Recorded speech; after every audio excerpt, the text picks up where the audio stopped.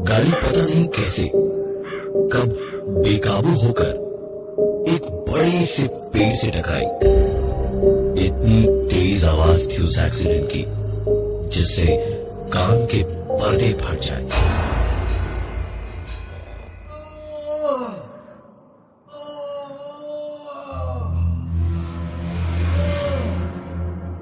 कौशिक चोट लगने से बेहोश हो गया था और रचित के पुकारने पर जब आंख खुली तो तकरीबन एक्सीडेंट हुए 2 घंटे बीत चुके थे। रोड से कुछ ही दूरी पर एक्सीडेंट हुआ था। गाड़ी और कौशिक का हाल तो बुरा था ही। रचित को कुछ खास चोटें नहीं आई थी, पर साथ में आया हुआ विशाल अभी तक बेहोश था। खून भी उसका काफी बह चुका था। मोबाइल नेटवर्क किसी का नहीं चल रहा था और उन्हें वहां से निकलने का कोई रास्ता नजर नहीं आ रहा था। कौशिक उठा, पर अभी भी उसे चक्कर आ रहे थे। इतना दर्द था उसके पूरे बदन में कि उससे खड़ा नहीं हुआ जा रहा था। रचित को विशाल के पास वहीं छोड़कर किसी तरह लड़खड़ाता हुआ कौशिक रोड तक गया और देखा तो दूर दूर तक किसी तरफ से भी कोई भी गाड़ी आती दिखाई नहीं दे रही थी। कौशिक वापस पलटा तो दूर खेत के बीच में एक छोटा सा मकान उसे दिखाई दिया। कौशिक ने वापस जाकर रचित के साथ मिलकर विशाल को अपने कंधे पर उठाया और उस मकान की ओर जाने लगा। काफी दर्द था और चोटें भी लगी थी, लेकिन दोस्त की जिंदगी खतरे में थी। गन्ने की ऊंची फसलों के बीच से होते हुए कौशिक विशाल को कंधे पर उठाए हुए उस मकान तक पहुंचा तो देखा ऊपर के कमरे में बत्ती जल रही थी। कौशिक ने रचित को वहीं रुकने का इशारा किया और आगे बढ़कर दरवाजे को खटखटाया और कहा, कोई है? कोई है इस घर में? हमारे दोस्त का एक्सीडेंट हो गया है, थोड़ी मदद मिलेगी? अरे कोई है? पलटकर जब कोई जवाब नहीं आया तो कौशिक ने फिर से दरवाजे को खटखटाने के लिए दरवाजे पर अपने हाथ से मारा ही था तो दरवाजा हल्का सा खुला। कौशिक अंदर घुसा और पुकारता हुआ अंदर की ओर चला गया। कोई है? अरे कोई है क्या इस घर में? हेलो हेलो भाई साहब, हेलो कोई है? बाहर खड़े रचित ने सीढ़ियों की रेलिंग के सहारे विशाल को बैठाया और पसीना पहुंचते हुए अपनी छोटी मोटी खरोंचों को देखने लगा। जब तकरीबन 10 मिनट के बाद उसे याद आया कि कौशिक को अंदर गए हुए बहुत वक्त हो गया है, लेकिन न वो बाहर आया और न ही उसकी कोई आवाज सुनाई दे रही थी। रचित ने विशाल को पलट के देखा। उसकी सांसें चल तो रही थी, पर गुजरते वक्त के साथ हालत उसकी बहुत खराब होती जा रही थी। रचित उस घर के अंदर इस बार कौशिक को पुकारता हुआ गया। कौशिक, कौशिक, कौशिक, कौशिक, घर थोड़ा गंदा था। लग रहा था जैसे कुछ हफ्तों से खाली ही था। जगह जगह मकड़ी के जाले और धूल जमी थी। एक अजीब सी खामोशी थी पूरे मकान के अंदर। एक के बाद एक सारे कमरे चेक किए, सब वैसे ही गंदे से धूल से भरे थे। ऊपर जाती सीढ़ियां लकड़ी की बनी थी। एक एक करके चरमराती उन लकड़ी की सीढ़ियों पे रचित चढ़ते हुए यही कोशिश कर रहा था कि आवाज थोड़ी कम हो, लेकिन हर सीढ़ी पर आवाज थोड़ी ज्यादा ही हो रही थी। आखिरी सीढ़ी चढ़कर रचित ने पलट के पीछे सीढ़ियों को एक नजर देखा और एक बार फिर कौशिक को आवाज लगाते हुए एक कमरे का दरवाजा खोला।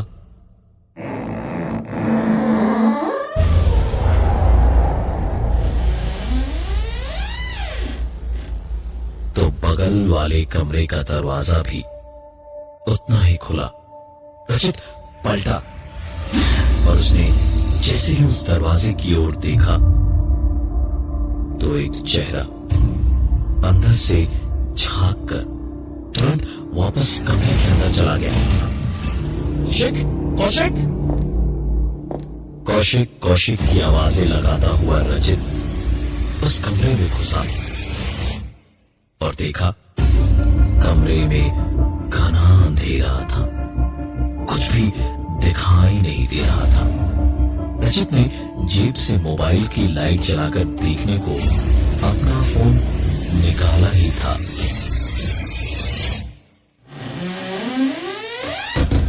कि उसके ठीक पीछे कमरे का दरवाजा बंद हुआ और कानों में एक आवाज गूंजी।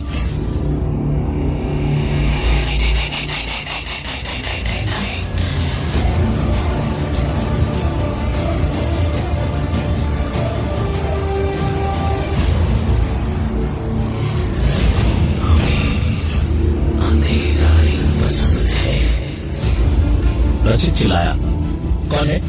कौशिक, तू है क्या? मजाक छोड़ यार। टाइम पे हॉस्पिटल नहीं पहुंचे तो विशाल मर जाएगा भाई, विशाल मर जाएगा। रचित ने इतना कहते कहते अंधेरे में देखने की कोशिश की तो कुछ भी साफ दिखाई नहीं दिया।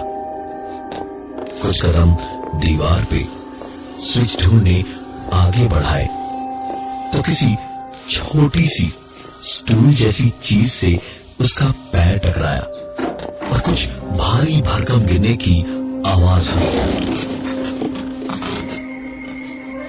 किसी भी चीज की परवाह किए बगैर रचित ने फोन की टॉर्च जलाई तो टॉर्च जलते ही किरकिराकर बंद हो गई।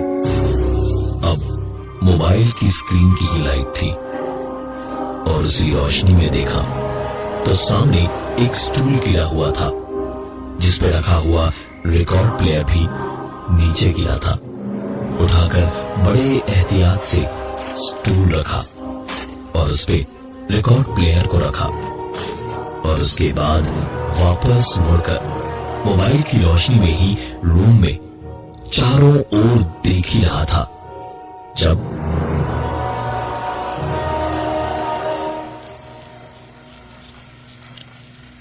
आवाज थी तो हल्की, लेकिन ऐसे सन्नाटे में रचित के बदन में दौड़ता हुआ खून उसे थमता हुआ महसूस हो रहा था। रचित धीमे धीमे डर के घूंट निकलता हुआ पीछे वापस पलटा तो मोबाइल की रोशनी में साफ साफ देख पा रहा था कि कोई रिकॉर्ड नहीं था, लेकिन स्टूल पे रखा हुआ ग्रामोफोन प्लेयर अपने आप चल रहा था। रचित एक ही पल में पसीने से तरबतर था। माथे से पसीने की टपकती बूंदों के बीच ही झुककर उसने एक झटके से रिकॉर्ड प्लेयर की सुई हटाई तो वो चलती हुई आवाज भी अपने आप बंद हुई। कुछ देर खड़े खड़े रचित बस उस घूमते हुए प्लेयर और उसकी उठाई हुई सुई को देखता रहा और फिर जब कुछ भी नहीं हुआ तो रचित का खून दोबारा दौड़ने लगा और वो पलटकर कमरे को मोबाइल की रोशनी में देखने की कोशिश करने लगा, लेकिन कमरा काफी बड़ा था और रोशनी बहुत कम। आगे बढ़कर इधर उधर दीवारों पर देखने लगा कि कहीं कोई दरवाजा हो, लेकिन सामने दीवार पर हर जगह उसे ऊपर से लेकर नीचे तक सिर्फ कई सारे नाम लिखे हुए दिखाई दिए, और लिखाई किसी बच्चे की टूटी फूटी लिखाई जैसी थी। रचित नाम पढ़ता हुआ दीवार को खुले मुंह से थोड़ा डरा हुआ, थोड़ा परेशान और बहुत ही घबराए हुए अंदाज में देखता देखता एक दीवार से दूसरी दीवार पे पहुंचा तो देखा उस पे भी कई सारे नाम लिखे थे, वैसी किसी बच्चे जैसी हाथ की लिखाई में। अचानक ही घबराए हुए हाल में रचित की नजर मोबाइल फोन पर पड़ी तो देखा फुल सिग्नल आ रहा था। उसने तुरंत कौशिक को फोन मिलाया और फोन मिलाते ही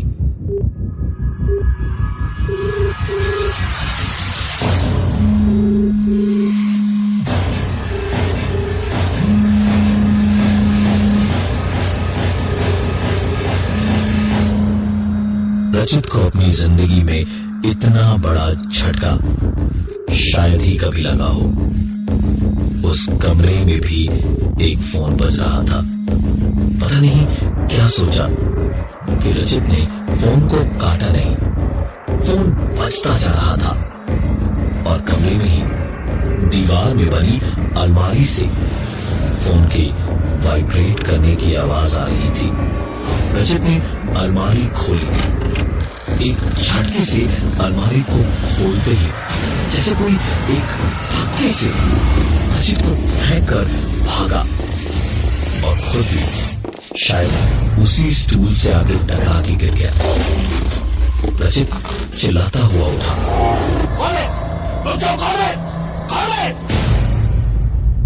और मोबाइल की रोशनी में जब उसने उस तरफ देखा तो वहां एक बच्चा फर्श पर गिरा पड़ा था।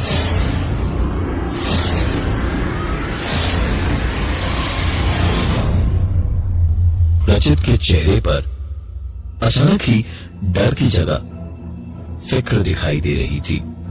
रचित तुरंत ही उस बच्चे को जगाने की कोशिश करने लगा, लेकिन वो बच्चा जागना तो दूर हिल भी नहीं रहा था। रचित ने उस बच्चे को जगा पाने की कोशिशों में ध्यान ही नहीं दिया कि कोई एक एक कदम फेंकता हुआ ठीक उसके पीछे आके कब खड़ा हुआ और बोला, अंकल रहने दो, मैं नहीं उठूंगा क्योंकि मैं तो मर चुका हूं ना।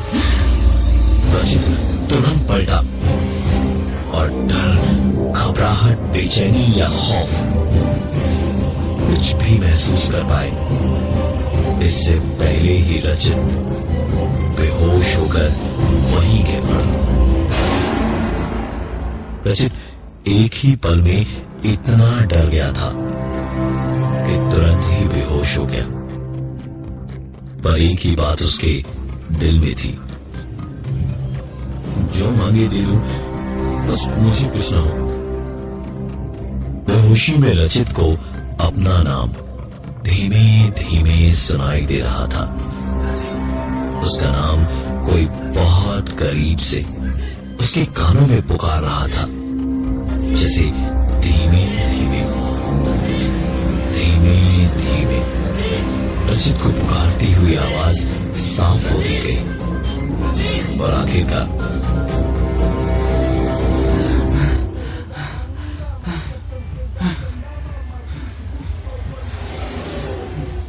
रचित अपनी नींद से जागा। गाड़ी में पीछे की सीट पर बैठे हुए रचित सो गया था, लेकिन नींद टूटी तो रचित ने अपनी दोनों तरफ देखा। वही गन्ने का खेत था, दूर दूर तक फैला हुआ। वही कौवे थे जिन्हें अभी अभी सपने में उसने देखा था। रचित पीछे से ही गाड़ी चलाते हुए कौशिक को बोलने लगा, कौशिक भाई गाड़ी घुमा ले। मैंने अभी अभी इसी जगह के ऊपर बहुत बुरा सपना देखा है भाई मोड़ ले। मेहमान, हम दूसरे रास्ते से चलते हैं भाई, ये रास्ता बहुत खतरनाक है। कौशिक जोर से हंसा और उसने पलट के बोला, ये हमारे रंजित साहब बहुत पहुंची हुई चीज है? आपको सब पहले ही दिखाई दे जाता है। कौशिक के इतना कहते कहते ही रचित, कौशिक और विशाल की आंखों के सामने वही एक नजारा था जिससे रचित के सपने की शुरुआत हुई थी।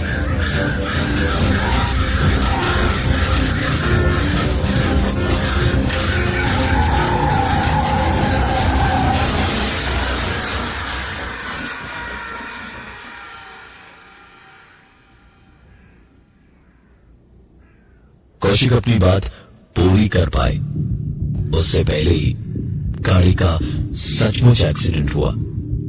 कुछ देर बाद आंख खोली तो कौशिक उठकर रोड तक आया।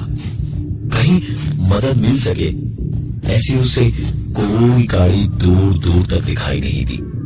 विशाल को बहुत बुरी चोटें आई थी, तुरंत ही उसे मदद की जरूरत थी। कौशिक ने इधर उधर खेत पर नजर दौड़ाई तो दूर एक मकान दिखाई दिया और रचित के लाख मना करते रहने के बावजूद वो उसे और विशाल को वहां ले गया।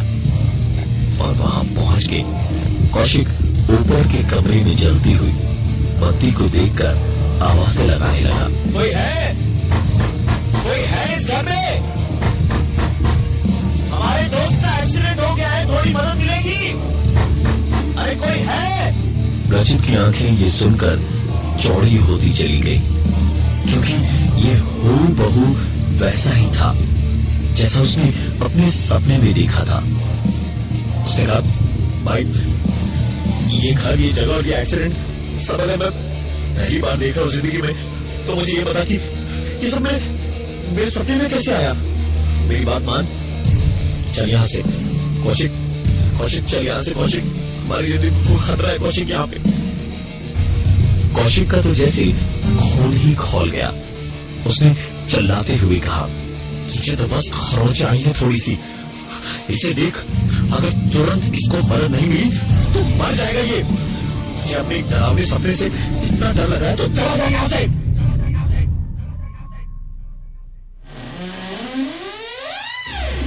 कौशिक ने रचित को विशाल के पास रहने का इशारा किया और अंदर उस घर में घुस गया।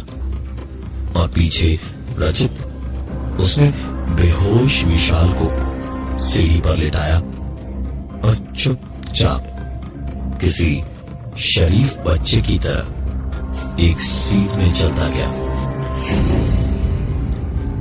और कुछ देर के बाद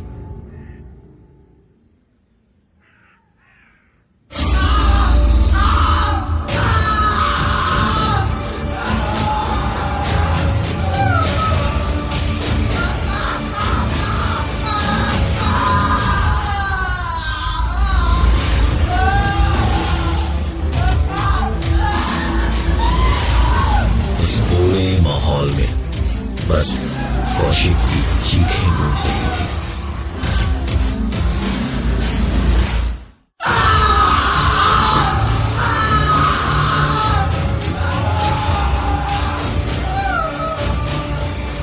चीखें सुनकर विशाल की बेहोशी टूटी और कराहता हुआ इधर उधर देखता हुआ कौशिक और रचित को आवाजें देने लगा, कौशिक, रचित, कौशिक, रचित,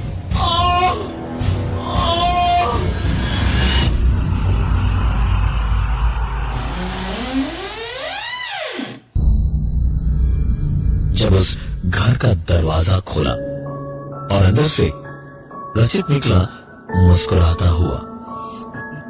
खून से सना उसका चेहरा, हाथों में खून लगा हुआ और पागलों की तरह मुस्कुराता हंसता हुआ विशाल के पास आकर बैठा और उसने कहा, मैंने कहा था गाड़ी मोड़ दे, कहा था चला चल यहां से, कहा था मैंने, सपने में ही देख लिया कि क्या होगा, लेकिन नहीं, बहुत बड़ा लीडर समझता था अपने आप को। बेटे भाई, क्या फायदा हुआ ऐसा लीडर बनके? विशाल शायद समझ गया था कि क्या होने वाला है। उसने हाकलाते हुए कहा, क्या क्या क्या बोल रहे तू? कौशिक आ गया, कौशिक आ गया। हाँ? रचित ने झुककर करीब से विशाल को देखा और उसके कानों में धीमे से कहा, मैंने कहा था यहां नहीं आना, और मुझे अपनी कीमत चुकानी पड़ेगी। विशाल को इतना बोलकर हंसता हुआ रचित पैर से पकड़ के घर के अंदर घसीटने लगा। विशाल की काफी हड्डियां टूटी थी, खून भी बहुत बह चुका था, बड़ी मुश्किल से हिल डुल पा रहा था। जब उसे इस कदर से रचित जानवरों की तरह घसीटने लगा, तो विशाल के हलक से भयानक चीखें निकलने लगी। बढ़ती हुई चीखों में रचित की हंसी और तेज होती जा रही थी।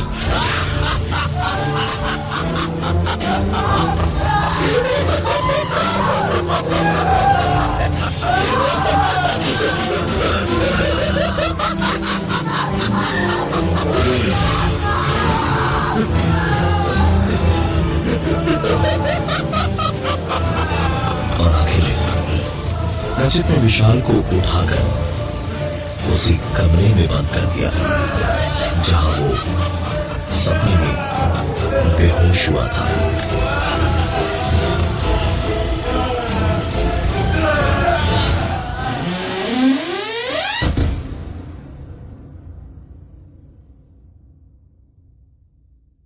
मैं जब उस वक्त बेहोश हुआ था तो बस एक ही बात थी दिल में कि चाहे जो हो जाए मैं बच जाऊं, चाहे कौशिक और विशाल न बचे, लेकिन मैं बच जाऊं। कहते हैं कि मौत का खौफ इंसान की असलियत दिखाता है। बहुत दिक्कत होती है, रोज रोज नई जगहों पर जाना पड़ता है। 4 नौकरियां 3 महीनों में बदल चुका हूं, अपना घर भी बदलते रहता हूं। पहले शुरू में थोड़ी दिक्कत होती थी, लेकिन अब नहीं, अब सब कुछ सीख गया हूं। अब तो नए दोस्तों से मिलते ही उन्हें मैं यहां ले आता हूं। मैंने जान बख्शने के बदले एक समझौता करवा लिया। इस घर में जब तक मैं लोग लाके देता रहूंगा, मुझे या मेरे आसपास किसी को कुछ नहीं होगा। लेकिन जिस दिन ये सिलसिला रुका, सब खत्म हो जाएगा। हर महीने कम से कम 4 लोग किसी भी तरह लाने पड़ते हैं मुझे। मेरा नाम रचित है, मैं आपसे दोस्ती करना चाहता हूं।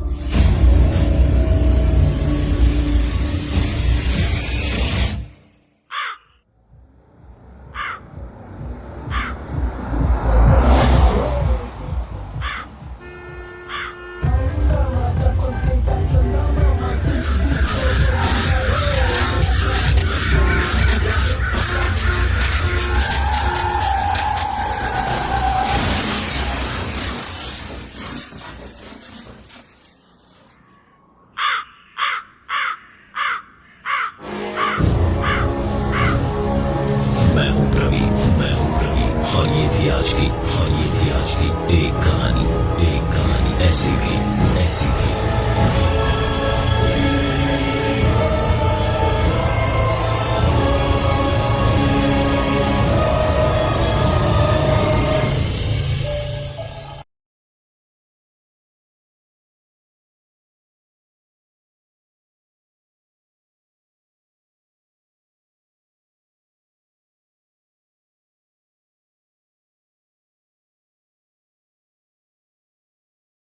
ये कार्यक्रम सत्य घटनाओं से प्रेरित है। जिनके साथ ये घटनाएं घटी उसकी वास्तविकता उन्हीं तक सीमित है। भूत प्रेतों और असामान्य विषयों के होने पर चैनल कोई दावा नहीं करता और न ही प्रोत्साहन करता है।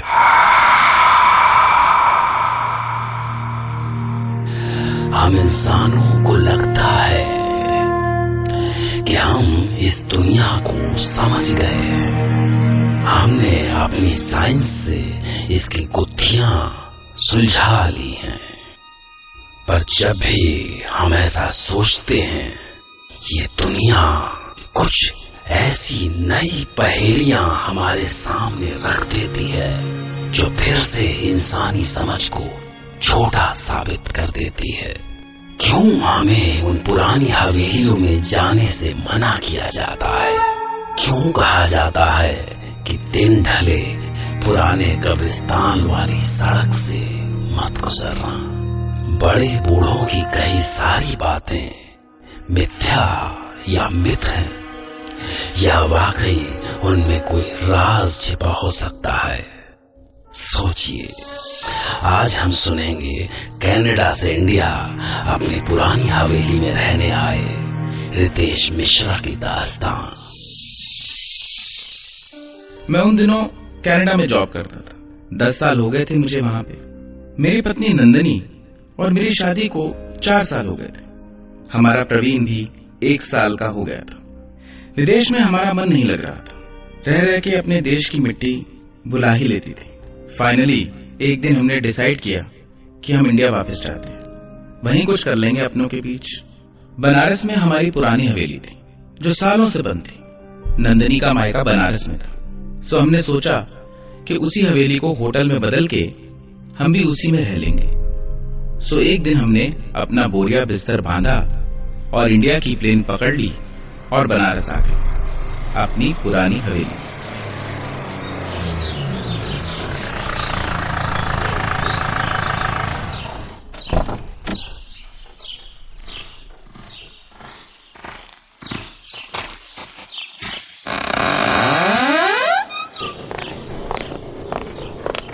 तो कैसी लगी हमारी हवेली तुम्हें? गंदी। उफ, कितनी धूल है यहाँ पे। पर कल ही तो सफाई खत्म हुई है। अब इतनी धूल तो आखिर पूरे इंडिया में होगी, इससे नहीं बच सकती। अचानक से बेसमेंट के ऊपर आने वाली सीढ़ी से 4 छोटे बच्चे लगभग 4 साल के भागते हुए आए। उन्हें देख के हम एकदम से डर गए। बंद हवेली में बच्चे कहां से आ सकते हैं? हम एकदम से शॉक थे। बच्चों रुको, कौन हो तुम लोग और यहाँ अंदर कैसे आए? हम तो यही रहते हैं। क्या मतलब यही रहते? साफ साफ बोलो, अंदर कैसे घुसे? और तुम्हारे माँ बाप कहाँ हैं? हाँ, हम यही रहते हैं हमेशा से ही। चाहे तो आके देख लो। देखो, सच बोलो, नहीं तो मैं तुम्हें पुलिस में पकड़वा दूंगा। 1 मिनट। अच्छा बच्चों, तुम्हें पता है यहाँ बाथरूम कहाँ है? हाँ, आइए ले चलते हैं। तुम बाद में लड़ लेना, मैं इन बच्चों के साथ बाथरूम होके आती हूँ। प्रवीण का डायपर भी बदलना है। तुम फिजूल में परेशान होते हो। कोई दरवाजा कहीं खुला रह गया होगा, बच्चे ही तो है। हाँ तुम हो, आओ, मैं जरा बाहर देख के आता हूँ। बच्चे नंदनी को बेसमेंट में किसी बाथरूम में ले गए। बेसमेंट में बाथरूम होगा ये सोच के थोड़ा अजीब लगा, पर पता नहीं, मैं हवेली में इससे पहले कभी आया नहीं था, तो शायद हो भी। मैं बाहर आ गया। मुझे लगा कुछ एक चीज खरीद ले जाता हूँ। मुझे आने में कुछ आधा घंटा लग गया। वापस आया तो नंदनी अभी आई नहीं थी। मुझे लगा काफी टाइम हो गया नंदनी को गए हुए। नंदनी, नंदनी, नंदनी। हाँ, आई। कहाँ गई थी तुम? बस नीचे, वो बच्चे यहीं पास के थे, चले गए। पता नहीं कितने कमरे हैं इस हवेली में। 18। अरे तुम्हें कैसे पता? ये बिल्ली ये कहाँ से आई? अरे कितनी डरावनी है। क्या क्या है पता नहीं इस घर में। वो टीनी है, यहीं रहती है। तुम्हें कैसे पता? कैसी बातें कर रही हो? मुझे कुछ भी तो नहीं। वो ये सब मुझे उन बच्चों ने बताया। और ये प्रवीण इतना चुप क्यों है? सवेरे से इतना रो रहा था, अब इसकी आवाज भी नहीं निकलती। जरा देखूं तो। पास मत आओ। ठीक है वो। ये क्या हो रहा था नंदिनी को? कुछ तो बदल गया था। ये बच्चे, वो बिल्ली, कुछ समझ नहीं आ रहा था। मैंने उसके ना बोलने के बाद भी जाके प्रवीण के माथे पे हाथ रखा। बर्फ से भी ठंडा था। मैंने नंदिनी का हाथ पकड़ा कहने के लिए कि जरा देखो उसे, पर नंदिनी का हाथ भी उतना ही ठंडा। मुझे लगा कि शायद मेरा हाथ ही ज्यादा गर्म रहा होगा। नंदिनी ने बोला, तुम थक गए हो, बैठो, चाय बना लाती हूँ। पर चाय का सामान कहाँ है? नहीं है, मैं तुम्हारे पीछे ले आई थी। 2 दिन तो जैसे तैसे कट गए। मैं हवेली के काम में काफी बिजी था और इसलिए हवेली में कम रहा। नंदिनी का बर्ताव कुछ अजीब होता जा रहा था। मुझे समझ नहीं आ रहा था कि क्या। उन बच्चों का घर में आना काफी बढ़ गया था। नंदिनी पूरा दिन उनके साथ बैठी रहती, पर सबसे अजीब बात तो ये थी कि उसने घर से निकलना बंद कर दिया था। वो जब से आई थी एक बार भी हवेली से बाहर ना निकली थी। जिसने कनाडा से मुझे इंडिया घुमाने के लिए सर में दर्द कर दिया था, अब हवेली से बाहर ही नहीं जाना चाहती थी। नंदिनी, अरे प्लीज चलो ना, आज कहीं बाहर चलते हैं। तुम्हारा मन नहीं करता बनारस घूमने का? हाँ बताओ मुझे। तुम्हारे माँ बाबा भी परसों लौट रहे हैं और मैं सोच रहा हूँ कि प्रवीण को भी एक बार ना डॉक्टर को दिखाई देते हैं। नहीं, कहीं नहीं जाना है मुझे। प्लीज मुझे फोर्स मत करो। और यहाँ कितने लोग हैं, बच्चे हैं, टीनी है, दादी है, और वो सुमित्रा भी तो है। जब तुम दिन में काम से जाते हो, इनके साथ मेरा मन लगा रहता है। दादी, सुमित्रा, आखिर कौन है ये लोग? मैं क्यों कभी नहीं मिला इनसे? और कहाँ रहते कहाँ हैं ये लोग? तुम किससे मिलती हो? किसके साथ होती हो? नंदिनी, देखो मुझे कुछ ठीक नहीं लग रहा। तुम फिर परेशान हो रहे हो। मैंने कहा ना। दादी, सुमित्रा, ये कौन लोग थे और नंदिनी इनसे क्यों मिलती थी? आखिर ये चक्कर क्या था? तसल्ली के लिए मैंने बोला, ये जो भी लोग हैं, नंदिनी, मुझे इनसे मिलना है। हाँ तो मिल लेना, अभी तो यही थी दोनों। हम तो यही है बेटा, हमेशा से यही थे। कौन है ये नंदिनी? और क्या मतलब हमेशा से? अरे ये दादी है, ये यहीं रहती है पास में। तुम नहीं होते थे तो मेरे पास आके बैठ जाती थी। काफी अच्छी लड़की है नंदिनी, हमारा भी मन लगा रहता है, नहीं तो अकेले। कौन हो तुम लोग? और ये क्या मतलब है कि यहाँ रहते हो? ये मेरी हवेली है, यहाँ कोई और नहीं रहता। नंदिनी, बोलो इनसे कि ये लोग यहाँ से चले जाएं। मैं पुलिस को बुलवाऊंगा। नंदिनी, उठो। मुझे उस समय कुछ समझ नहीं आ रहा था। मैंने नंदिनी का हाथ पकड़ा और उसे उठाया। मैं उसे यहाँ से बाहर ले जाना चाहता था। मुझे लगा ये लोग वैसे ही कितने अजीब लग रहे हैं। नंदिनी अगर यहाँ एक पल भी रही तो पागल हो जाएगी। उसके एक हाथ में प्रवीण था। मैं उसका हाथ पकड़कर उसे बाहर ले जाना चाहता था। नंदिनी, चलो यहाँ से। नहीं ले जा पाओगे, अब वो कहीं नहीं जाएगी। हमारे साथ यही रहेगी।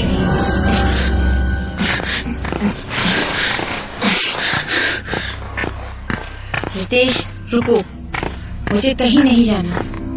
रितेश। उसके बाद कुछ ऐसा अजीब हुआ जो कि आज भी मैं विश्वास नहीं कर पाता। मैं जैसे ही नंदिनी को खींचकर बाहर के दरवाजे तक लाया, वैसे ही अचानक उसका हाथ मुझसे छूट गया। मैंने पलट कर देखा तो वो प्रवीण के साथ अंदर वाले दरवाजे पे खड़ी थी। मेरा सर चकरा रहा था कि आखिर ये हो क्या रहा था और ये हो भी कैसे सकता था। It's not possible. तभी एक आवाज आई, भगवान बम बोले, बेटा, हवा को नहीं पकड़ते, वो कभी हाथ नहीं आती।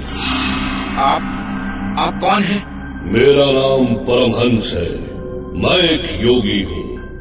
जिस सवाल को लेकर तुम परेशान हो, उसका जवाब है मेरे पास। मैं बाहर आया, बाबा वहीं खड़े थे। एक अजीब सी शांति थी उनके चेहरे पे। मैं उनके सामने रो पड़ा। मैंने कहा, बाबा ये क्या हो रहा है? क्या हो क्या गया है नंदिनी को? और अभी जो ये हुआ, मेरा सत्य वास्तविकता से भी ज्यादा भयानक है। मैं जो कह रहा हूँ उसे ध्यान से सुनना। बेटा, तुम्हारी पत्नी और बच्चा अब जीवित नहीं है। उन्हें मरे 4 दिन हो चुके हैं। क्या क्या कह रहे हैं आप? आप भी उन औरतों की तरह पागल तो नहीं है? अभी तो नंदनी मेरे साथ थी। जाइए यहाँ से। जो तुम्हारे साथ थी वो तुम्हारी पत्नी नहीं, उसकी आत्मा थी। तुम्हारी पत्नी को भी नहीं पता कि वो मर चुकी है, ना ही उसे पता चलेगा कभी। तुम्हें इस हवेली के बारे में कुछ नहीं पता। बहुत साल पहले यहाँ पे 3 बच्चों को उनकी माँ से अलग करके निर्दयता से मार दिया गया था। पर उनकी आत्माएं आज भी इस हवेली में है। जो कोई भी औरत इस हवेली में जाती है, वो बच्चे उसे अपनी माँ समझकर मार देते हैं। और सबसे बड़ी विडंबना ये है कि इस हवेली में जो मरता है उसे भी नहीं पता होता कि वो मर चुका है। वो हमेशा इस हवेली का होकर रह जाता है।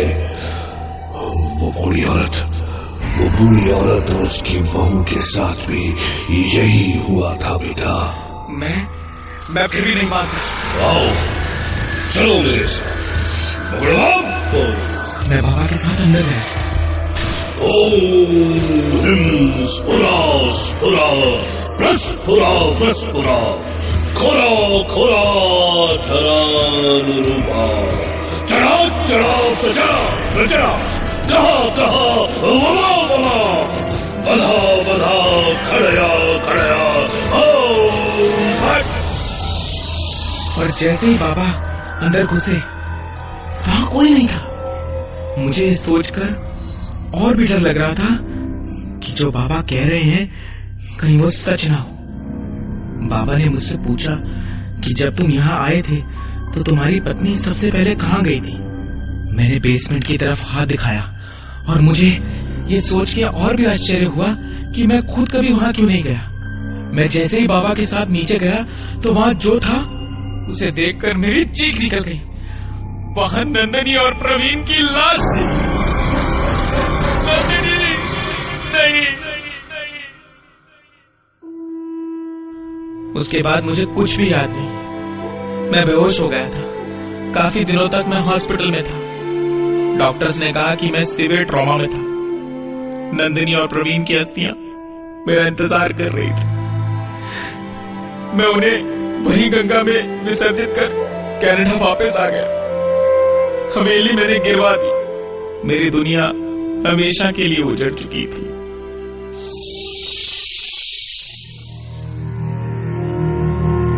सवाल है कि जो कुछ रितेश ने बताया वो कैसे मुमकिन हो सकता है, पर साक्षी को प्रमाण की जरूरत नहीं होती। वाकई कभी कभी सच कल्पना से भी ज्यादा भयानक हो सकता है। ये कार्यक्रम सत्य घटनाओं से प्रेरित है। जिनके साथ ये घटनाएं घटी उसकी वास्तविकता उन्हीं तक सीमित है। भूत प्रेतों और असामान्य विषयों के होने पर चैनल कोई दावा नहीं करता और न ही प्रोत्साहन करता है। आत्माओं की तो एक अपनी दुनिया होती है, फिर वो क्यों आती हैं हमारी दुनिया में, हमारी जिंदगी में? क्या वो हमारी दुनिया में हम जीते जागते इंसानों को सिर्फ दहशत ज़दा करने आती हैं? आखिर वो कौन सी दुनिया है जहां से वो आती हैं और जहां हमारे लिए सिर्फ नफरत ही नफरत पलती है? या फिर आत्माओं की इस खौफ और नफरत के पीछे कोई मासूम पहलू भी छिपा हो सकता है। अगर हम जीते जागते इंसानों में अच्छे और बुरे दोनों पहलू हैं, तो जाहिर है कि आत्माओं में भी ये दोनों पहलू होने चाहिए। पर क्या वाकई ऐसा है?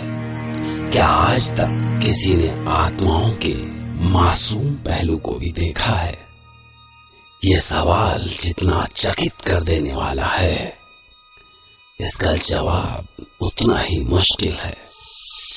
आज हमारे साथ हैं उत्तर प्रदेश की सौम्या व्यास, और वो सुनाएंगी अपने साथ घटी एक सच्ची घटना, जिसमें उन्होंने कुछ खोकर कुछ पा लिया, और जिस घटना ने उन्हें एक ऐसे दोराहे पर ला खड़ा कर दिया कि वो समझ नहीं सकी कि उन्हें खुश होना चाहिए या दुखी। पर आखिरकार वक्त के साथ उन्होंने सच को स्वीकार ही कर लिया। शायद राहुल ब्रिज कॉर्पोरेशन में काम किया करते थे। कई साल पहले उस छोटे से कस्बे में बन रहे एक ब्रिज के सिलसिले में उनका वहां ट्रांसफर हुआ था। बार बार के इन ट्रांसफर से पढ़ाई खराब न हो, इसलिए हमने अपनी बेटी इति को हॉस्टल में डाल रखा था। मैं एक बार फिर से प्रेग्नेंट थी, तो उस छोटे से कस्बे की शांत सी लाइफ बड़ी अच्छी लगती थी। पर प्रेगनेंसी आगे बढ़ी तो मुझे कुछ अजीब सा फील होने लगा।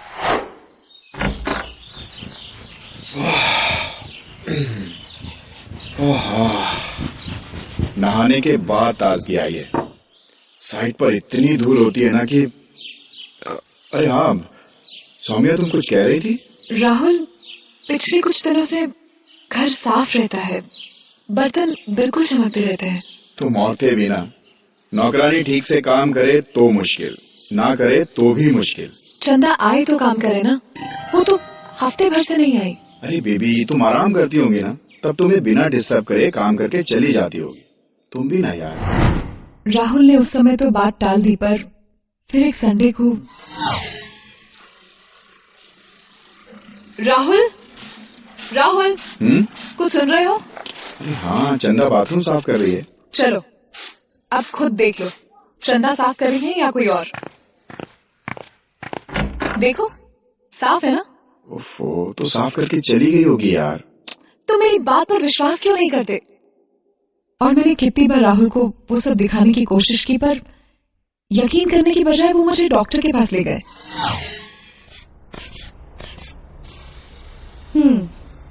Saumya, everything is normal. पर क्या है कि आप अपनी पिछली प्रेगनेंसी में फैमिली के साथ थी ना, मतलब आपके सास ससुर भी आपके साथ थे, पर इस बार आप अकेली है। खासकर जब राहुल काम पे चला जाता है तो आपके पास सुख दुख बांटने के लिए कोई नहीं होता ना। घर में सारे दिन अकेले रहने से स्ट्रेस हो जाता है प्रेगनेंसी में। राहुल, आप अपने पेरेंट्स को बुलवा लीजिए जल्दी से, इनका मन बहल जाएगा। I am writing a prescription for her. ये दवाई टाइम पे ले लो, ट्रस्ट मी, सब कुछ ठीक होगा, शी विल बी फाइन। और उन्होंने मुजफ्फरनगर से माँ जी और बाबूजी को बुलवा लिया। बहू, तू चिंता मत ही ना कर, मैं सारा काम संभाल लूंगी। तू बस मन ने एक सुंदर सा पोता दे दियो। पर जैसे ही माँ जी ने खाना, बर्तन और सफाई के काम संभाले, मुझे कुछ और ही फील होने लगा। लगता था जैसे जब मैं सोती हूँ तो कोई मेरे बदन की मालिश कर रहा है। कौन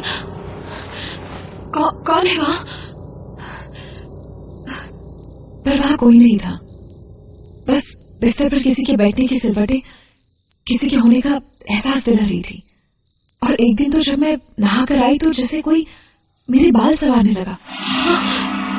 कौन है? कौन है? बोलते क्यों नहीं? कौन है यहाँ? कौन था बहू? पता नहीं। बोल ना बहू, कौन था यहाँ? कुछ पता नहीं, पर उसने मुझे छुआ। उस दिन के बाद कुछ दिन तो सब शांत रहा, पर एक दिन अचानक मुझे एक आवाज सुनाई दी। दीदी, ए दीदी। कौन है वहाँ? कौन है तुम? सुमन। सुमन, क्या चाहती हो तुम? मुझे दिखाई क्यों नहीं देती? क्यों मेरे पीछे पड़ी हो? हम पीछे कहाँ पड़े हैं दीदी, बस सेवा करने आए हैं आपकी। क्या चाहिए तुम्हें? हमें कुछ नहीं चाहिए। आपके पेट में बच्ची है, तभी आपकी सेवा कर रहे हैं। हमें मना ना करिए दीदी।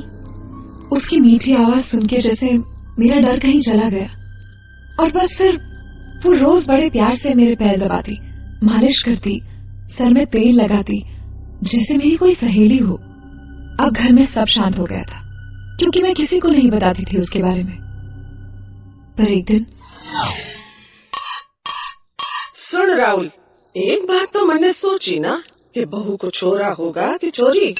जो होगा अच्छा ही होगा। तुम मत ही ना बोलो इस मामले में। एक छोरी पहले से ही है, छोरियों की लाइन ना लगानी घर में। अभी चिता में आग देने वाला चाहिए कि नहीं।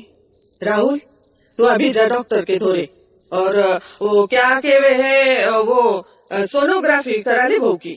और सोनोग्राफी से पता चला कि मेरे पेट में बेटी पल रही थी। क्या छोरी है? सुन ले राहुल, मैं साफ साफ कहूँ, यो छोरी बहू ने गिरानी पड़ेगी। प्लीज, क्या बोल रहे हो आप? बावड़ी 6 महीने हो लिए गर्भ के, मर जाएगी थारी बहू। मरेगी तो वैसे भी। एक और छोरी घर में लावेगी तो मैं खुद गला दबा दूंगी उसका। और तभी अचानक अलमारी के ऊपर से ट्रंक गिरा, सीधे माजी के ऊपर।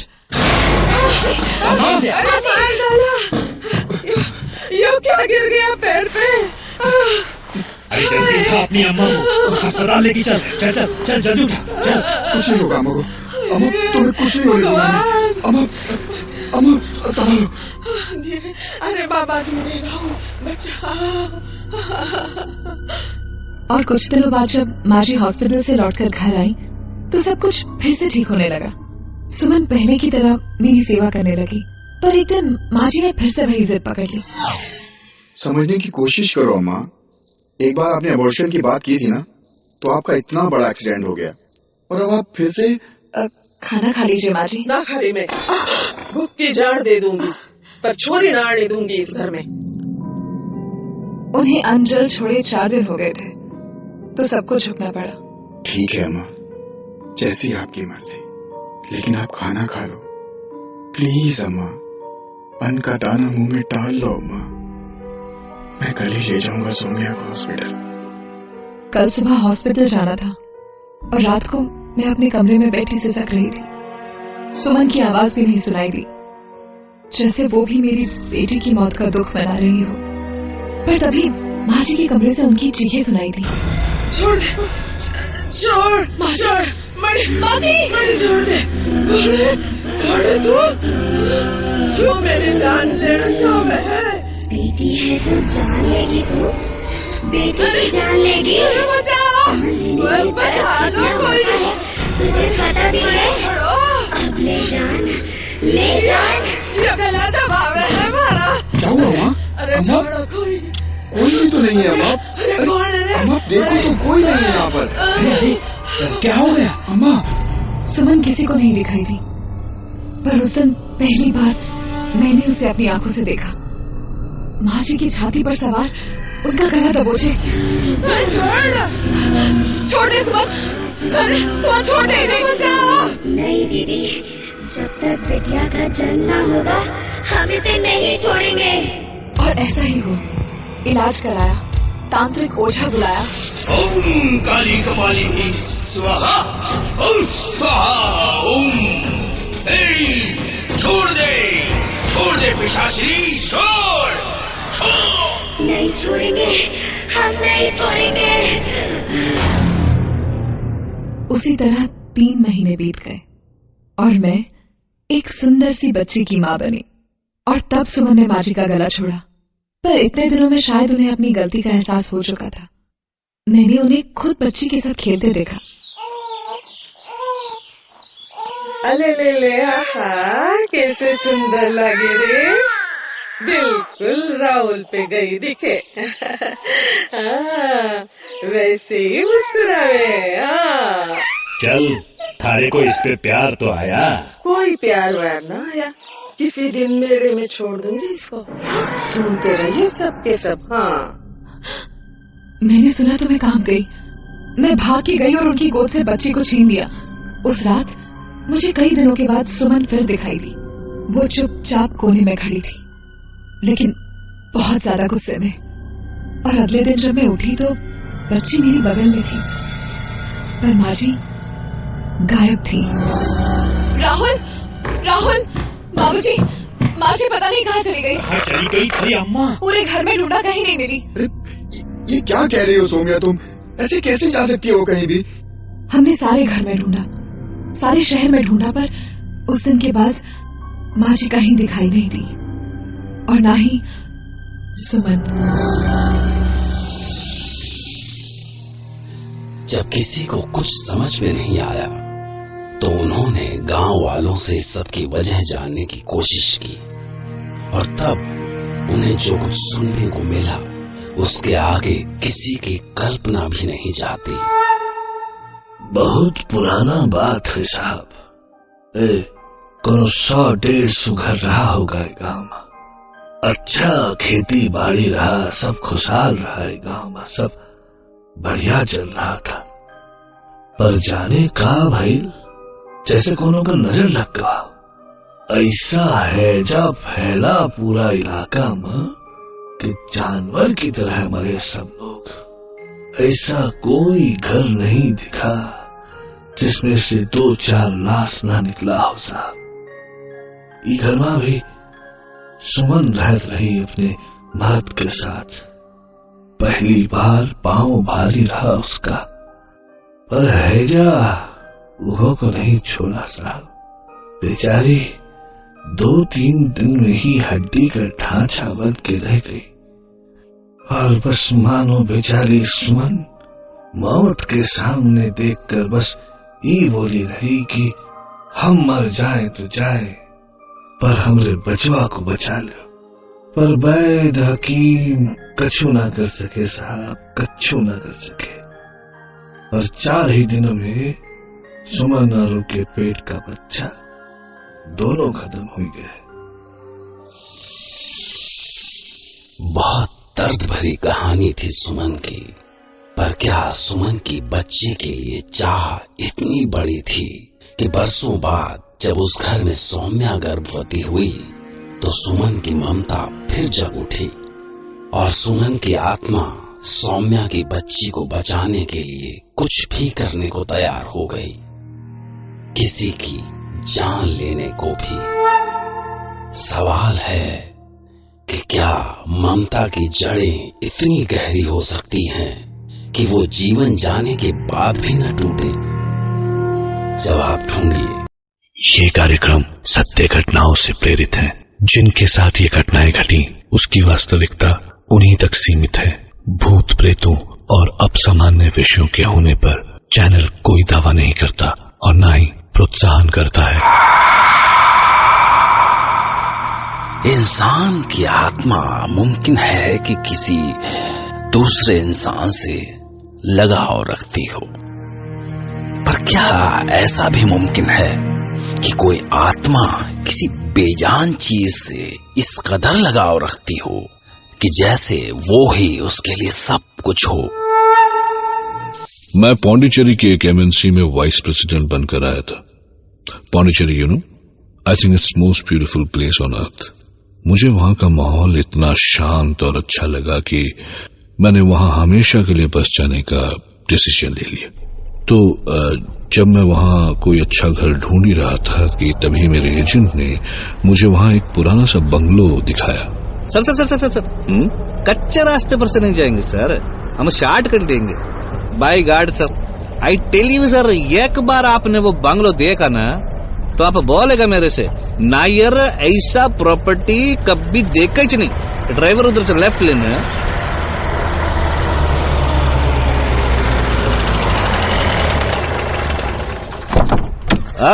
सर सर वो देखो सर, एकदम स्वर्ग के माफिक sir, heaven on earth. Wow, Dad, it's beautiful.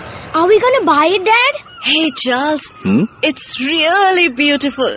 Yeah, it is. It's really beautiful. And you see, कितना greenery है इधर, huge garden, trees and all. Wow. पर नायर, ये कंडीशन बहुत अच्छा नहीं है। That's true. फ्रेंच पीरियड का है सर। मिस्टर डाउसन का फैमिली रहता था इधर, वो ब्रिटिश था। डाउसन 1920 तक फ्रेंच आर्मी में था सर मेजर। इधर 1947 में कंट्री आजाद हुआ, उधर डाउसन का डेथ। तो उसका बेटा जो है वो इधर लोकल में किसी को बेच कर इंग्लैंड में शिफ्ट हो गया सर। फिर जो लोकल वाला है वो अभी डिसाइड किया इसको बेचने का। यू राइट सर, इसको मेंटेन नहीं किया। आपको लेने के बाद थोड़ा रेनोवेट करवाना पड़ेगा।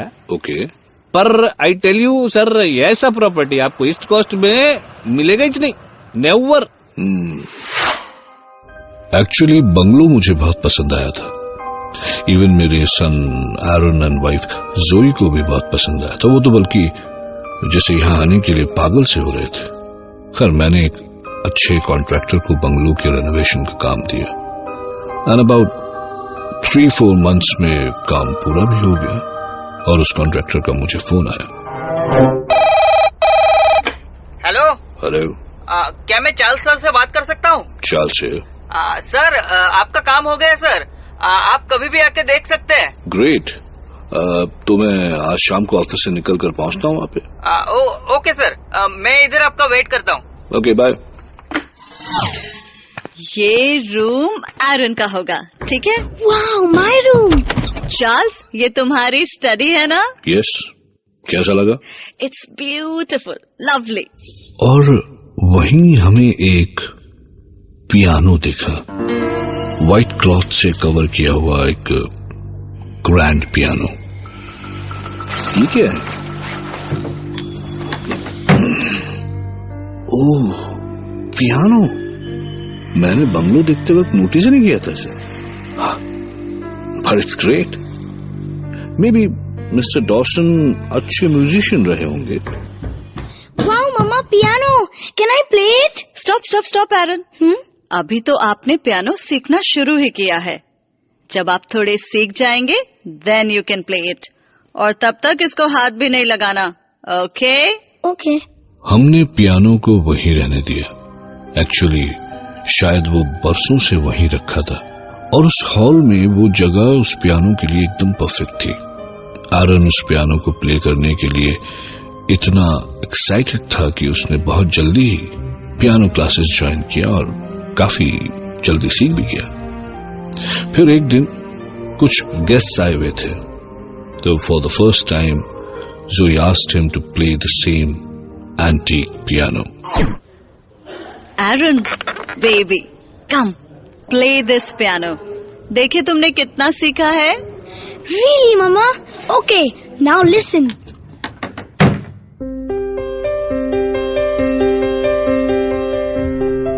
पर कुछ देर में एरन पियानो नहीं बजा पाता।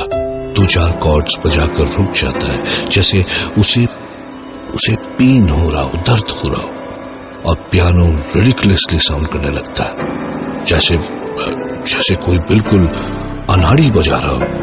साथ में एरन की दर्द भरी आवाज।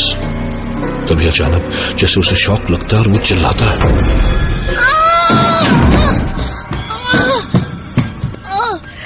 एरन बेबी, तुम ऐसे गिर कैसे गए? एरन, व्हाट हैपेंड? एरन, कुछ तो बोलो बेटा। What happened? वो मुझे मार देगा। He will kill me. कौन मारेगा तुम्हें? That old man. कौन old man बेटा? There's no old man here. Come, sweetheart. Come. There was something wrong. मैं समझ गया था कि सारी प्रॉब्लम की जड़ ये पियानो ही है। इसीलिए मैंने इससे छुटकारा पाने का डिसीजन लिया और मैंने इंटरनेट पे पियानो बेचने का एक ऐड दे दिया। पर मेरे इस डिसीजन के बाद तो जैसे मुश्किलें और बढ़ गई।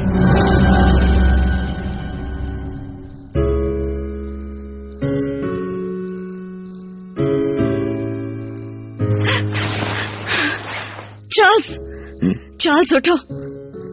देखो वो पियानो बज रहा है। What are you saying, Zoe? कहीं और होगा। Zoe, somewhere else. पियानो केवल हमारे पास ही तो नहीं है, Zoe. Come on. सुनो ना, अपने हॉल से तो आवाज आ रही है। Can't you here? पर वहां कौन हो सकता है? कौन बजा सकता है? आओ चलो चलकर देखते हैं। और हमने जो उस हॉल में जाकर देखा, पियानो अपने आप बज रहा था। Look at this. इवन मैं उसकी रीड्स अप एंड डाउन होते हुए देख रहा था, पर वहां कोई नहीं था। There was no one. और फिर तो ये सिलसिला जैसे बढ़ता ही चला गया, जैसे रात को कोई चलकर पियानो तक जाता और उसको बजाता। ये सब हमने महसूस किया। हमने उसके चलने की आवाज भी सुनी थी।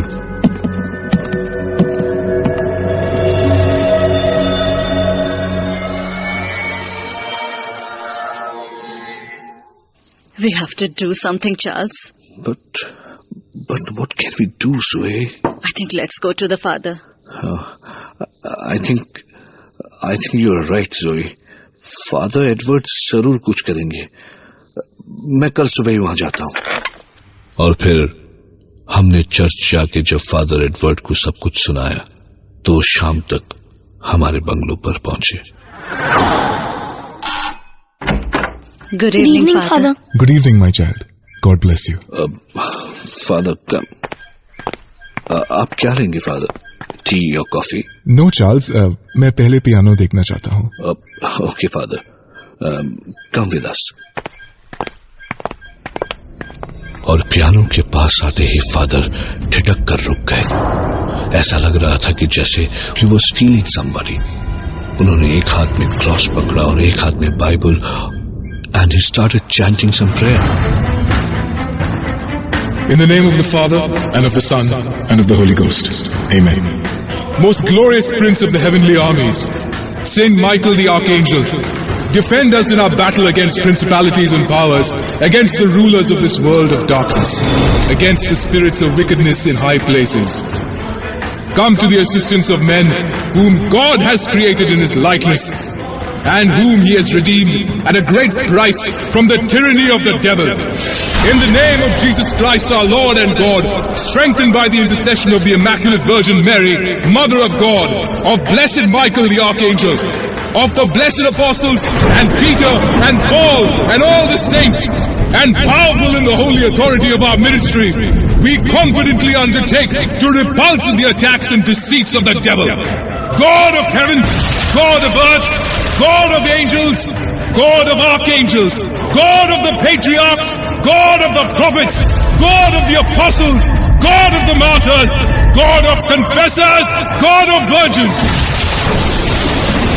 और तभी हमें लगा कि जैसे वहां कोई है। Who are you? Tell me. कौन हो तुम? Who are you? Major Dawson. Jeff Dawson.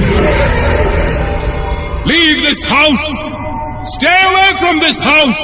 No, I won't. You will leave this house, Dawson! You have to, Dawson! तुम्हें जाना होगा! You have to! God, who has the power to give life after death and rest after work, we humbly prostrate ourselves before Thy glorious majesty, and we beseech Thee to deliver us by Thy power from all the tyranny of the infernal spirits, from their snares, their lies, and their furious wickedness. Dawson की आत्मा किसी भी कीमत पर जाने को तैयार नहीं थी।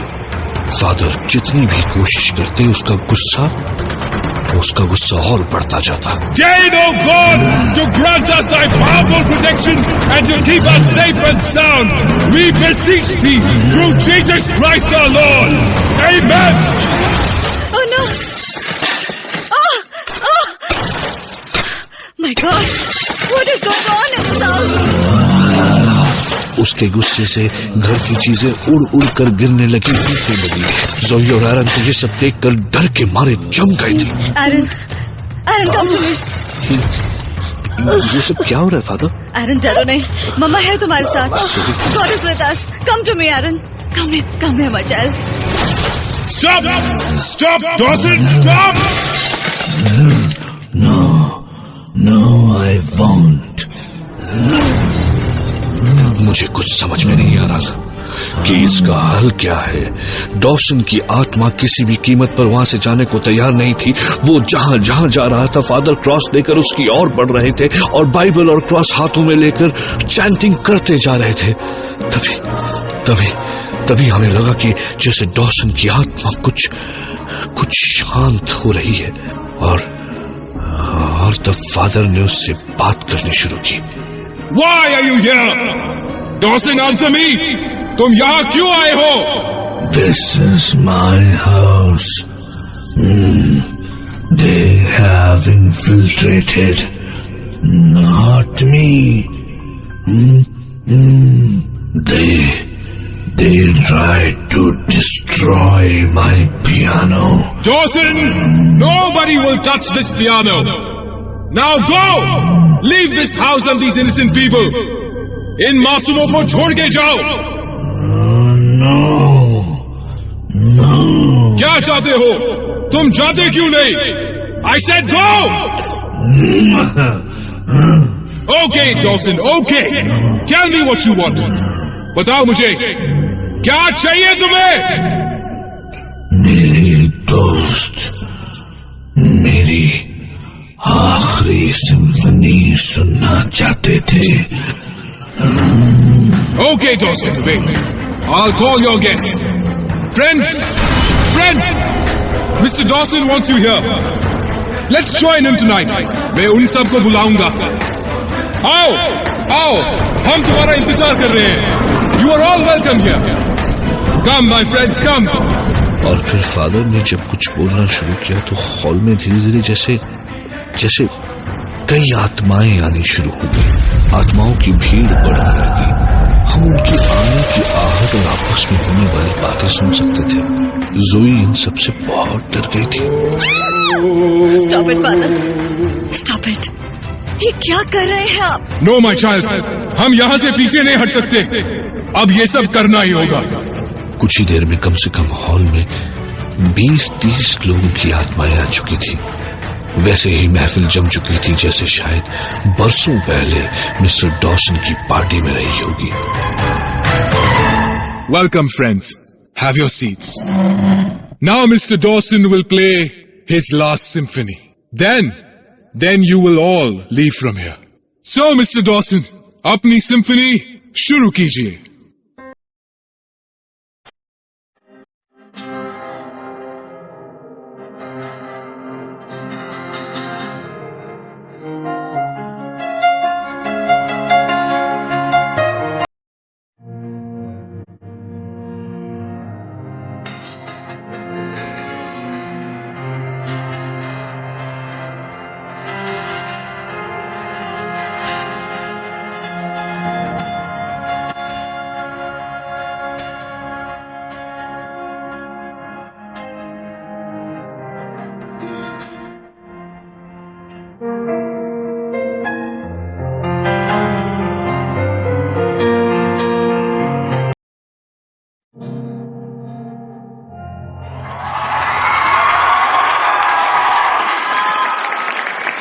ऐसा लगा जैसे लोग अपने चेयर से खड़े होकर क्लैप कर रहे हो। और फिर फादर बोले, goodbye Mister Dawson, may your soul rest in peace, God speed.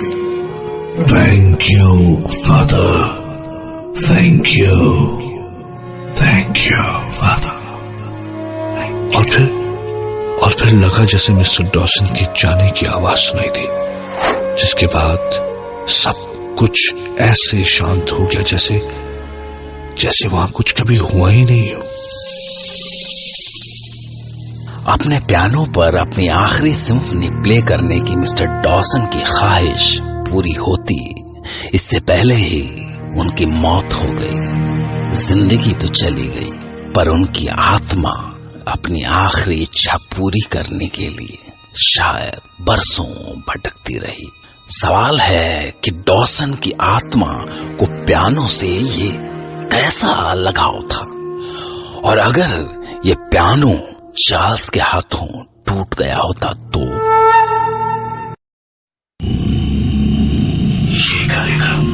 सत्य घटनाओं से प्रेरित है। जिनके साथ ये घटनाएं घटी उसकी वास्तविकता उन्हीं तक सीमित है। भूत प्रेतों और असामान्य विषयों के होने पर चैनल कोई दावा नहीं करता और न ही प्रोत्साहन करता है। बस एक दावा करता है और वो है डर।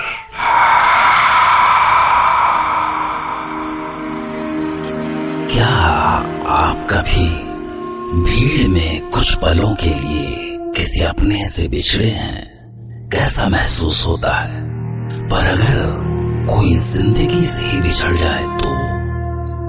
क्योंकि जीवित और मृत इंसानों की दो अलग अलग दुनिया है जो अपने आप में पूरी हैं, पर दरअसल एक दूसरे के बिना उतनी ही अधूरी भी।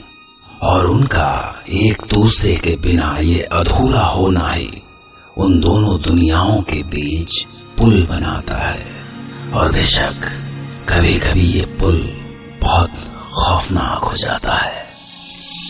मैं सौरभ सिन्हा, मेरी लखनऊ में जॉब लगी और वहीं अपनी कलीग रेनू से प्यार हो गया और शादी भी। पर हम 7 साल में किराए का घर बदल बदल के परेशान हो गए थे। सो हमने लोन करा के एक सुंदर सा 2 बेडरूम हॉल का फ्लैट खरीद लिया। ये हमारे सपनों का घर था जहां सब कुछ बहुत अच्छा था, सिवाय एक पगली के जो सोसाइटी के एंट्रेंस पे हमेशा बैठी रहती थी। अरे तू यहाँ हो? यहाँ आवा ना लाडो, हमार लाडो, हमारे पास आजा बेटिया। लाडो आजा, गोदी में आजा हमार। ए लाडो आना हमारे पास। लाडो काहे अम्मा को सतावत है? लाडो आना बिटिया। लाडो वो हमेशा यही एक रट लगाए रहती थी। बिल्डिंग के दूसरे लोगों की तरह हम भी कभी कभी खाना डाल दिया करते थे उसके सामने। पर जो भी हो, नए घर में बहुत अच्छा लग रहा था हमें। सुनो रेनू, एक अच्छा सा सोफा देखा मैंने, क्या कहती हो? सोबू तुम भी ना जितने पैसे जमा किए थे डाउन पेमेंट में लग गए। कहाँ से आएगा तुम्हारा सोफा? अरे EMI में मिल जाएगा यार। पर सोबू पिंकी के बोर्डिंग की फीस भी तो जमा करनी है ना। बस ऐसे ही छोटी छोटी खींचतान में बहुत प्यारी लाइफ चल रही थी हमारी। लेकिन एक दिन रेनू मुझसे बोली, सोबू मैं कुछ कहूँ तो तुम डांटोगे तो नहीं ना? अरे नहीं, बोलना। क्या मैं तुझे हमेशा डांटता रहता हूँ? नहीं, थोड़ी अजीब सी बात है ना, इसलिए। अब बोल भी दे यार। एक्चुअली मुझे ना रात में किसी बच्ची की रोने की आवाज सुनाई देती है। क्या बोल रही हो? अरे यार, तुम औरतों का इंट्यूशन भी ना। हमारी बच्ची को कोई तकलीफ नहीं है हॉस्टल में, 10 बोर्डिंग स्कूल में है वो। नहीं यार सोबू, मैं क्या पिंकी की आवाज पहचानती नहीं हूँ क्या? ट्रस्ट मी, वो किसी और बच्ची की आवाज थी। तो क्या शादी से पहले की भी कोई बेटी है क्या तेरी? है? तुम्हारी तो। अरे रुको, कहाँ भाग के जाओगे? अरे छोड़ो, अरे मजाक कर रहा था भाई। रुको, अरे दिल पर अरे लग गई। मैंने हंसी में डाल दिया, बात आई गई हो गई। लेकिन एक रात अचानक मेरी नींद खुली तो मुझे भी वही रोने की आवाज सुनाई दी।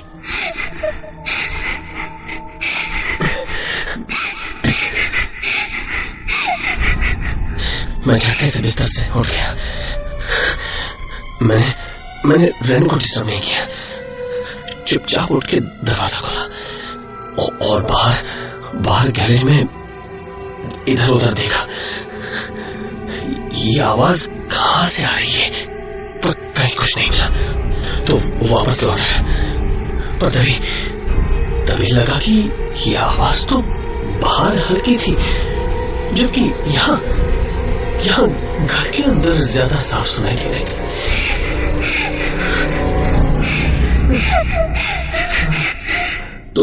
तो रेनू सही कह रही थी। मैंने अंदर जाकर रेनू को जगाया। रेनू उठो, रेनू। क्या सोबू, सोने दो ना, कल सुबह ऑफिस जाना है। रेनू देख, सुन, वही आवाज आ रही है। कौन सी? तुम्हें भी सुनाई दी? हाँ। यही तो मैं कह रही थी, कहाँ से आती होगी ये आवाज सोबू? तुम डरना मत। एक बात बताऊं? क्या? मैंने बाहर जाकर हर जगह देख लिया, पर ये आवाज शायद हमारे घर से ही आ रही है। नहीं नहीं नहीं, ऐसे मत बोलो सोबू। नहीं रेनू, मैंने कहा था डरना मत। पर हमारे घर में ही क्यों सोबू? कौन है वो? क्या चाहती है? उस दिन तो कुछ देर में वो आवाज आनी बंद हो गई, पर एक रात जब हम डिनर कर रहे थे। ये क्या? और लो ना।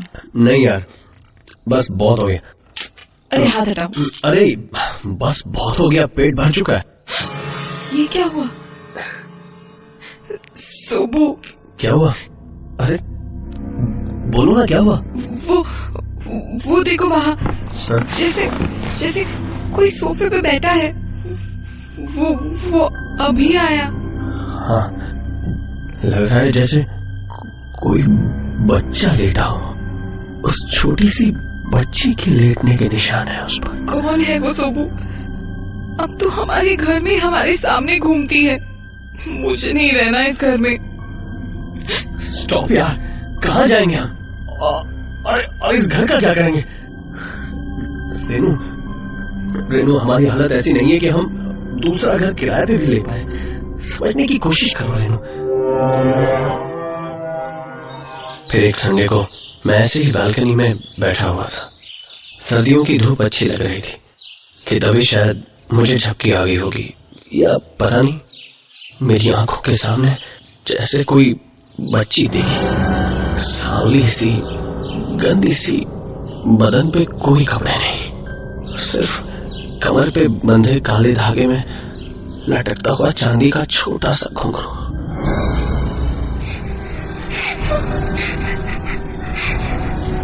अम्मा, अम्मा, अम्मा, अम्मा। सोबू, क्या हुआ सोबू? सोबू क्या हुआ? कुछ नहीं, कुछ नहीं। तुम इतना हाफ क्यों रहे हो? और ये पसीना, तबीयत तो ठीक है ना? Tell me Sobu. It's okay, ऐसी कोई बात नहीं है।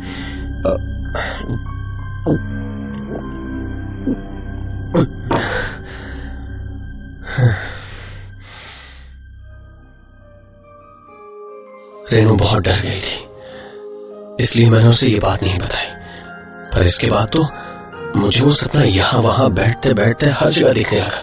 मतलब कभी भी खुली आंखों से भी घर की आबो हवा ऐसी भारी हो गई थी कि कभी कभी तो सांस लेना भी मुश्किल हो जाता था। और ये सब एक छोटी सी बच्ची कर रही थी, पर मैं करता भी क्या। फिर एक दिन ओझा भी बुलवाया।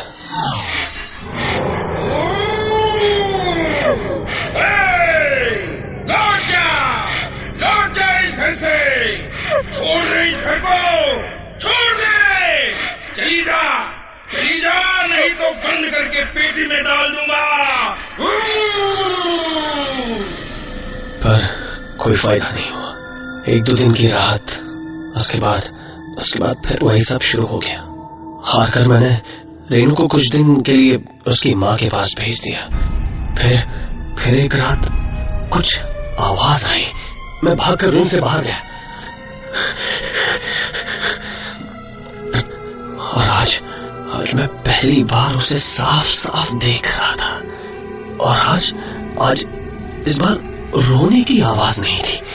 वो बच्ची जैसे अपने छोटे छोटे पैरों से वो खुशी से मेरे घर से भागकर चली गई।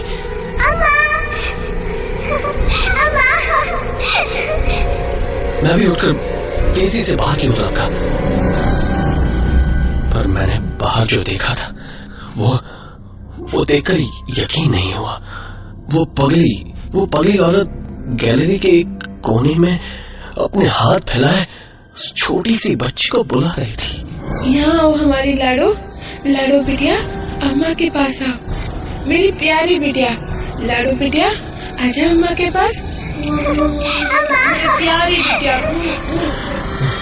और वो बच्ची भागती हुई गई और उसकी गोद में समा गई। ये कोई सपना तो नहीं था। वो पगली एक जिंदा औरत उस बच्चे को गोद में कैसे उठा सकती थी? लाडो बिटिया, मेरी प्यारी बिटिया। और फिर वो सीढ़ियों से सीधी ऊपर चली गई। जाने क्यों पर उस रात मुझे बहुत चैन की नींद आई। बहुत दिनों बाद मैं चैन से सोया, और जब मैं सुबह उठा तो नीचे से लोगों की आवाजें आ रही थी।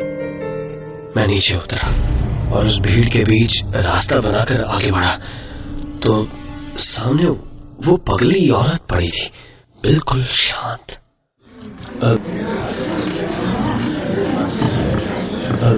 क्यों भाई, कब और कैसे हुआ?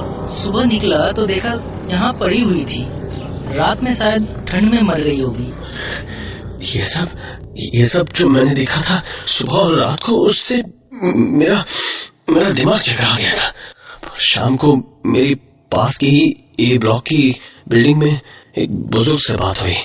वो बहुत वक्त से वहां रहते थे। कौन थी ये पगली, जानते हैं आप?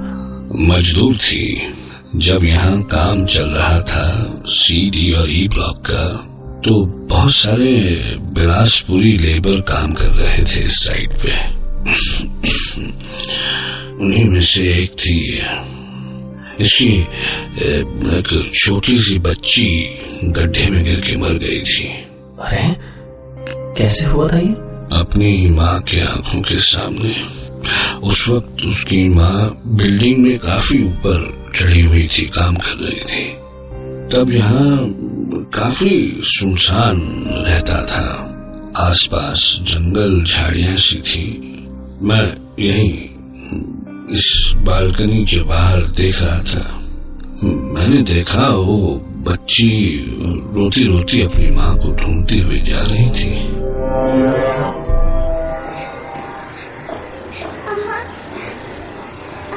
अम्मा, अम्मा, अम्मा, अम्मा। तभी वो अचानक गड्ढे की ओर मुड़ गई। मैं चिल्लाया, अरे कोई है उधर? अरे वो बच्ची गिर जाएगी। पर दूसरी ओर चूंकि काम चल रहा था कंस्ट्रक्शन का, तो किसी को मेरी आवाज सुनाई भी नहीं दी। पता नहीं क्यों, पर वो एकदम से गड्ढे के पास आ गई। मुझे समझ में नहीं आया कि मैं क्या करूं क्या ना करूं। मैं एक बार फिर से चिल्लाया, अरे रुक जाओ, रुको। पर वो तो बढ़ती ही जा रही थी। अम्मा। तभी उसका पांव फिसला और वो गड्ढे में जा गिरी। काफी पानी था उस गड्ढे में। मैं भागा, पर जब तक सीढ़ियों से नीचे उतरकर वहां तक पहुंचता, तब तक कुछ मजदूर पहुंच गए थे। लाडो, लाडो, अरे बचा लो अपनी बिटिया को। लाडो, लाडो, लाडो, अम्मा आ रही है। लाडो, लाडो, बचा लो बिटिया को, बचा लो बिटिया को। लाडो, लाडो। अरे रस्सी डाल वहां पे। क्यों कस के पकड़ा? हाली कर। अरे उतना हिलता ही नहीं। यहाँ लेटाई दो। पर जब तक उस बच्ची को निकाला, तब तक वो बच्ची मर चुकी थी। मेरी बिटिया, मेरी लाडो बिटिया, कोई नहीं बचाया उससे। लाडो बिटिया। और आखिरकार उस पगली को उसकी बच्ची लाडो मिल ही गई। पर सच मानिए, अभी भी ठीक से यकीन नहीं होता कि क्या वो सच था। ये सब सोच के ही हैरत होती है। एक मन कहता है कि इस पर यकीन करो और दूसरा इनकार कर देता है। पर सवाल है कि उस बच्ची की आत्मा सौरभ के ही घर में क्यों आई? वहां तो बहुत सारे फ्लैट्स थे, कई सारी फैमिलीज होंगी, कहीं भी जा सकती थी वो। तो क्या वो अपनी मुक्ति के लिए सौरभ से ही उम्मीद लगाकर बैठी थी? क्यों? कोई जवाब नहीं है।